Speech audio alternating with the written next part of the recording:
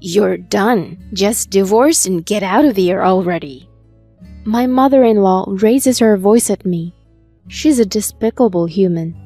Seems like she only sees me as a tool for making babies and a submissive housekeeper. With a mother like this, it's no wonder my husband turned out so twisted. Of course, I'll go through with the divorce. I'm Vicky, a 32-year-old homemaker. It's been 3 years since I married Alex. We met through work, both handling clients on different sides. I was impressed with him from our first meeting. He was friendly, had a lovely smile, and was dedicated to his job. Even when it was tough to align our project directions due to differences in our company policies, he actively shared his opinions and tried to accommodate our requests. Seeing such a reliable side of him, I gradually found myself drawn to him. And it's turned out he was interested in me too, because he asked me out for dinner when our project settled down. When we went out, he showed me his attentive and gentlemanly side, leaving a great impression in the private too. Time flew by as we enjoyed our meals together, and soon we were regularly meeting up, bringing us closer. Then one day, he asked me to be his girlfriend, and we became exclusive. Being with such a wonderful guy made me feel giddy. I hadn't had much experience with the relationships, and the guys I dated before weren't particularly nice. So having someone as kind as him was a first for me. Throughout our relationship, he treated me like a princess, making me feel loved. We continued dating without any major issues for a while. One day, he suggested going to a fancy restaurant. It wasn't our anniversary or either of our birthdays, so I wondered why such an upscale place. But then it hit me. I thought maybe he was going to pop the question. It had been a year since we became serious, and age-wise, we were at a suitable time for marriage. I wondered if he had a ring ready. I was anxious. My heart started racing at the thought, even though nothing was certain. I couldn't focus much at work that day. After work, we met up and headed to the restaurant. The place he'd reserved was beautiful, and I immediately fell in love. I wouldn't have been surprised if it was a Michelin star.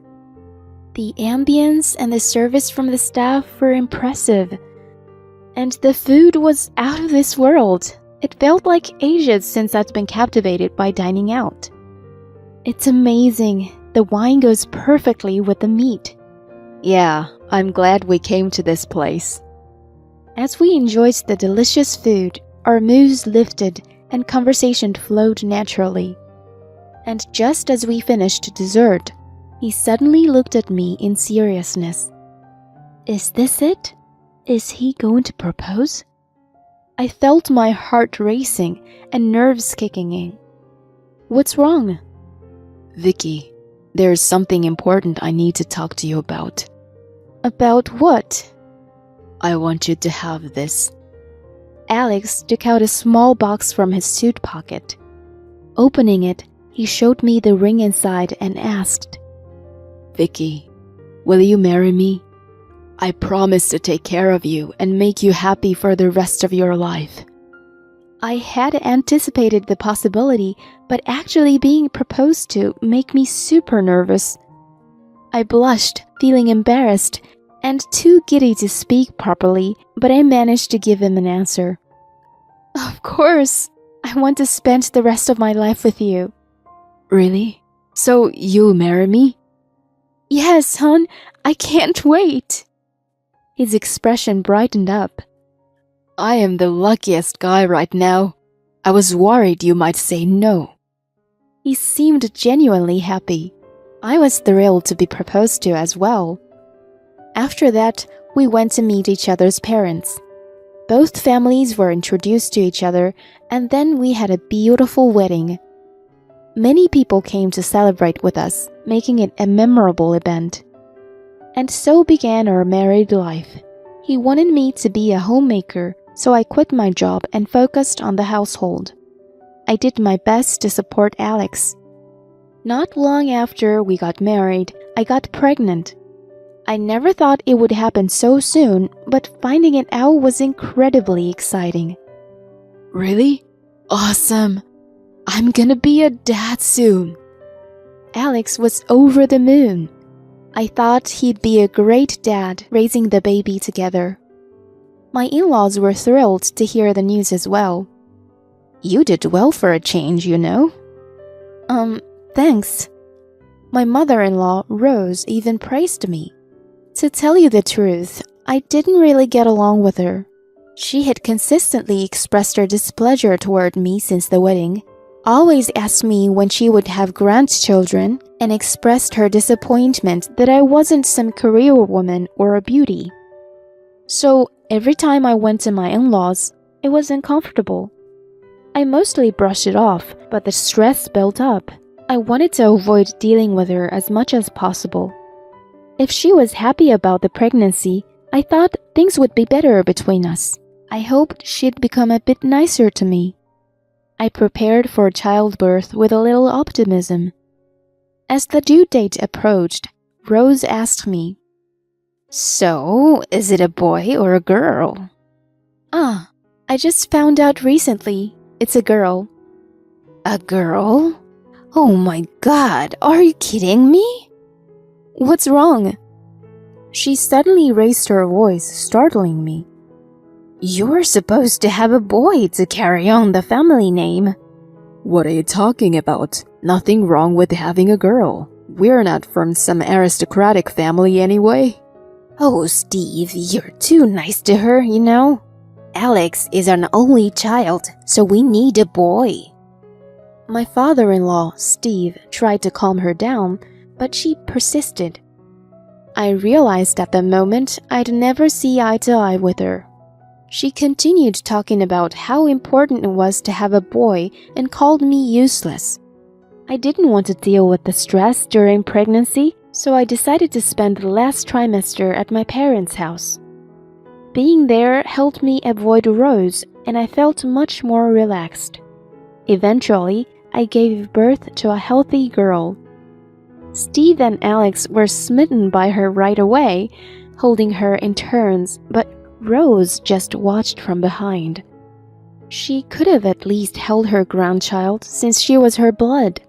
I thought to myself, but I was already fed up with her, so I kept my mouth shut. From then on, I spent my days struggling with housework and childcare. Our daughter cried a lot at night, which was tough, but she was an apple in my eye, so it didn't bother me at all. But there was something that bothered me a little. Alex started coming back home late. He came back close to midnight every day, and on weekends, he increasingly stayed out till morning. He still brought money home, and I was busy with our daughter, so I didn't pry too much. When our daughter turned 2, he came to me one day, saying he needed to talk. I'm sorry, but I want a divorce. What the heck are you saying all of a sudden? The girl I've been seeing got pregnant. What do you mean? Are you saying you've been cheating? Yeah. You loser! You were fooling around with another woman while I was doing all the parenting and housework. Please, don't get so upset. No kidding, I'm outraged. You betrayed me and our daughter. I know I messed up, but I've decided to start a new family, so... He chose to divorce me. I couldn't continue staying with a husband who cheated. So we agreed to divorce. In the midst of all that, Rose showed up at our house one day. What do you want? Just come to see your miserable face one last time. Is that so? Thinking about what a piece of work she was to come and mock me, I packed my things, pretending to listen to her. She put a disgusting grin on her face and kept speaking about soon-to-be her new daughter-in-law. Oh, she's outstanding. She's pregnant with a boy, you know. Quite a difference from someone who can only give birth to girls like you. She's young and beautiful too. I wish Alex had married her from the start. Then he wouldn't have to take this detour with you. He's such a wonderful man, you know. He deserves someone glamorous like her. She made it sound as if I were at fault.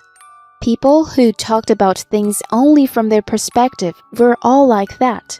They didn't realize how self-centered they were when looked at objectively. What's so wonderful about him? He's the lowest of the low for cheating and getting his mistress pregnant, isn't he? Or did you teach him that cheating is okay? You've given him a shameful education. How dare you speak to me like that? I'm just stating facts. Shut up! I'm saying having a boy is what matters, and that girl is way more useful than you anyway. You're done, so get out and divorce quickly. She raised her voice at me. Such a despicable human. She only saw me as a tool for making babies and a submissive housekeeper. With a parent like that, it was no wonder Alex turned out so twisted. Of course, I'll go through with the divorce. I gladly decline a man like him. Please, you don't have the authority to belittle my son. You just happened to marry him by luck. Lightning doesn't strike twice. If you understand, just get the heck out now. She tried to kick me out right then and there. Obviously, I didn't want to live with a cheating husband any longer either. I'll handle alimony and child support through my lawyer. Yeah, I guess it's something you desperately need, huh? Considering you're about to become broke. She mocked me until the very end. How rotten she was. I wasn't going to let her bother me, though. Breaking ties with such a low person was a blessing in disguise. Having my daughter around her grandmother wasn't good for her either. I grabbed her and left immediately, heading back to my parents' house. They welcomed us warmly. You went through a lot. You can stay here as long as you want. They really are the worst mother and son. It's great to have you and our granddaughter with us. It felt calming to be back home after so long. My daughter seemed happy to see Grandpa and Grandma. Then I took some time to plan for the future. First off, I needed to demand alimony and child support from Alex. With my dad's help, I got a lawyer and served him. He was stunned by the amount I demanded and quickly contacted my lawyer. After a vigorous negotiation, he eventually agreed to the alimony and child support payments. With the combined amount, it was quite substantial. We agreed on installment payments, and if he fell behind, his salary would be garnished. There was no way he could cry poverty and avoid payment. I also demanded compensation for the mental anguish caused by his affair and his mother's harassment. Both of them were surprised by that and fought back, but with medical records as evidence, they couldn't avoid payment. As a result, Alex ended up with a bill of $100,000. His salary wasn't even that high, so carrying such a large debt was going to be tough for him, especially since his girlfriend was pregnant. It was almost impossible to raise a child while carrying such a debt that was going to take years to pay off. Moreover, Rose and Steve were also going through a divorce at the same time. Steve couldn't take Rose's rampage anymore. He came to apologize to me and my parents and informed us about the divorce. Honestly, I was amazed by his patience in staying with someone like her for so many years. I really hoped he'd spend the rest of his life using his money and time for his own happiness. While living at my parents' house, I started looking for a new job. Thanks to the qualifications I already had, I landed a clerical job and returned to the workforce after a long time. At first, things didn't go as smoothly as I hoped, and it reminded me of when I first got a job right after college. I was the same back then. If I worked hard and stayed humble, I believed things would eventually work out.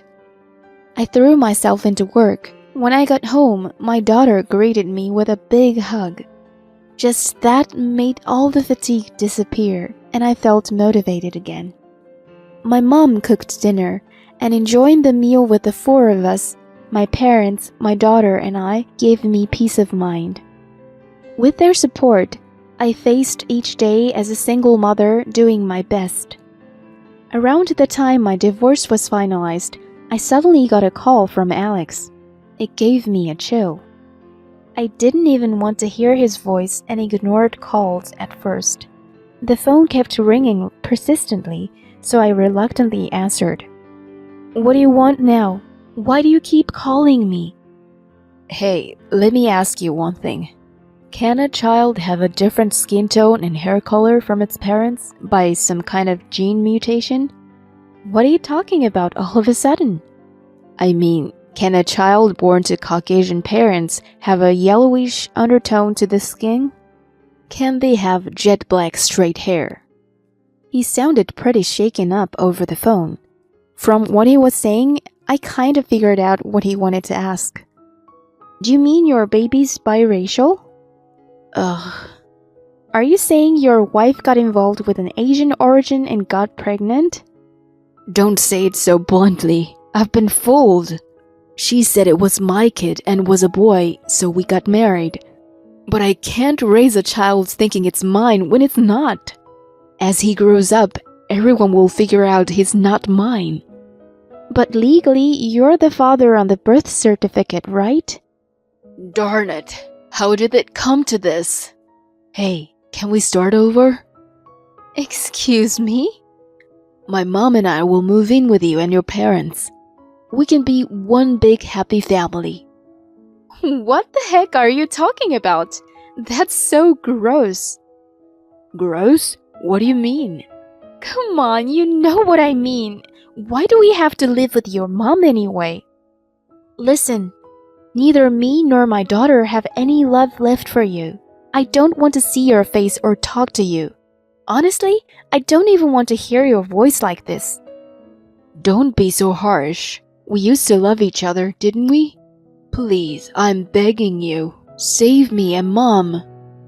You're the one who betrayed us. Stop saying things that only benefit you. You don't have the right to see us anymore. And I won't withdraw the alimony and child support demands, ever.